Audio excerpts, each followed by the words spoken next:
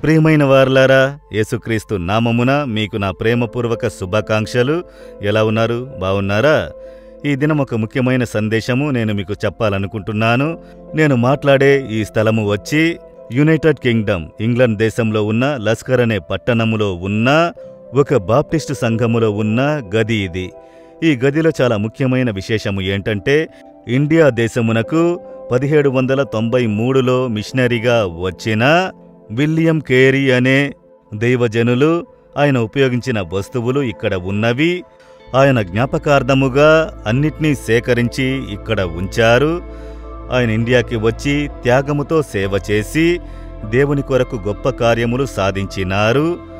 దేవుని యొద్ద నుండి గొప్ప కార్యములు ఎదురు చూడాలి, దేవుని కొరకు పెద్ద కార్యములను ప్రణాళిక చెయ్యాలని చెప్పినవారు ఆయన్ని గూర్చిన జ్ఞాపకార్థపు కార్యములన్నీ ఇక్కడ సేకరించి ఉంచారు.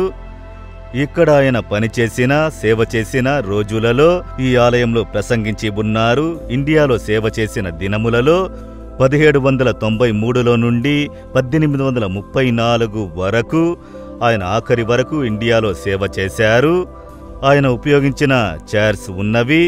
అదేవిధంగా ఆయనకు వచ్చిన ఉత్తరాలు, ఇండియా నుండి ఆయన రాసిన లేఖలు అవన్నీ ఇక్కడ ఉంచినారు.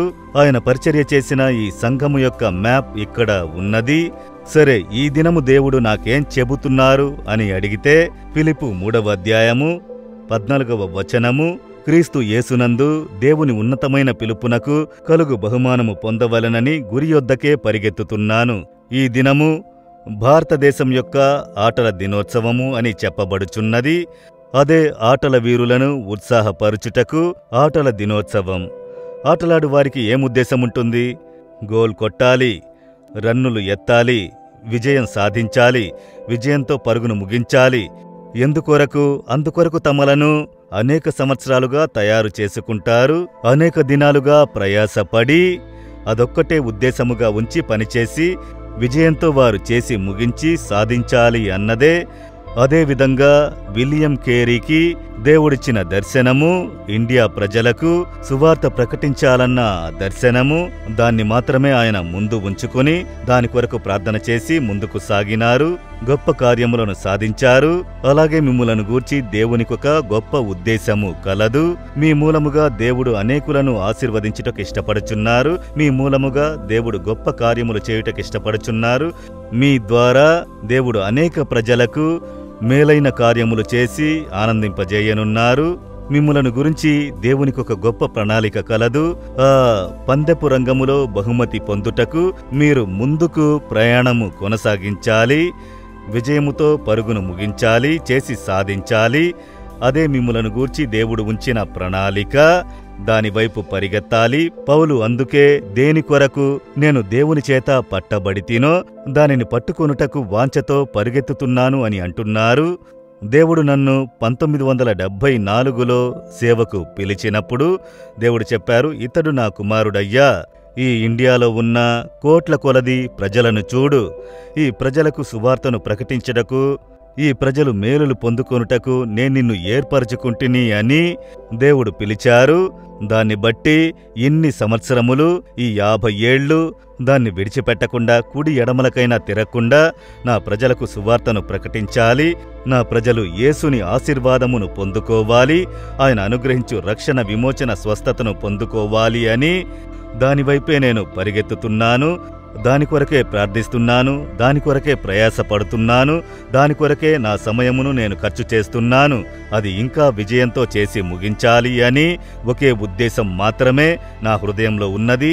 ఇంతవరకు నడిచి వచ్చిన త్రోవను ఆలోచించినప్పుడు దేవుడు దేని కొరకు నన్ను ఏర్పరచుకున్నారో దాన్ని చేసి ముగించుటకు ఇప్పటి వరకు కృపను గ్రహించారు. ఇంకా పూర్తిగా చేసి ముగించాలన్న ఒకే ఉద్దేశమే ఉన్నది. అదేవిధంగా మిమ్ములను గూర్చి మీరు చదువుకుంటున్నను, పని చేసినను, బిజినెస్ చేసినను, మీరు వచ్చి సేవ చేసినను, వ్యవసాయకులైనను, డాక్టర్లైనా లేక ప్రభుత్వ అధికారులు అయినను, దేవునికని ఒక ఉద్దేశము ఉన్నది. మీ ద్వారా ఆయన చేసి ముగించవలసిన పని, మీ ద్వారా అనేకులకు మేలు చేయుటకు, ఆశీర్వదించుటకు, ఆ ప్రణాళికలు మీ ద్వారా చేసి ముగించుటకు దేవుడు ఇష్టపడుచున్నారు. ఆ దర్శనమును మీరు పొందుకోవాలి, దానివైపు మీరు ప్రయాణించాలి, దాని కొరకు మిమ్ములను సిద్ధపరచుకోవాలి, దాని కొరకు మిమ్ములను సమర్పించుకోవాలి, ఆ పందెపు బహుమతి పొందుకొనుటకు. అలా మీరు చేసి ముగించితే ఒకరోజు ఈ లోక పరుగును ముగించి పరలోకములో యేసుని దర్శించినప్పుడు, బల నమ్మకమైన మంచి దాసుడా, నేనిచ్చిన బాధ్యతలో నీవు కొంచెమైనను నమ్మకంగా ఉంటివి, నిన్ను అనేకమైన వాటి మీద అధికారిగా నియమించెదను, నా తండ్రి సంతోషములో ప్రవేశించుము అని పరలోక భాగ్యమును ఇచ్చును. ఆ ఆశీర్వాదము మీరు పొందుకొనుటకు మిమ్మల్ని సమర్పించుకోండి. అప్పుడు మీరు మన తృప్తితో ఈ లోకములో జీవించగలరు, సంతోషముతో కూడా జీవించగలరు. మిమ్ములను సమర్పించుకుంటారా? అనేకులకు ఆశీర్వాదముగా దేవుడు మిమ్ములను ఉపయోగించుకొనును. దేవా, ఎందుకొరకు మీరు మమ్ములను ఏర్పరచుకుంటిరో ఆ ఉద్దేశము నాలో మాలో నెరవేరాలి. ఈ కుమారుడు ఈ కుమార్తెను గురించి మీ ప్రణాళిక నెరవేరాలి.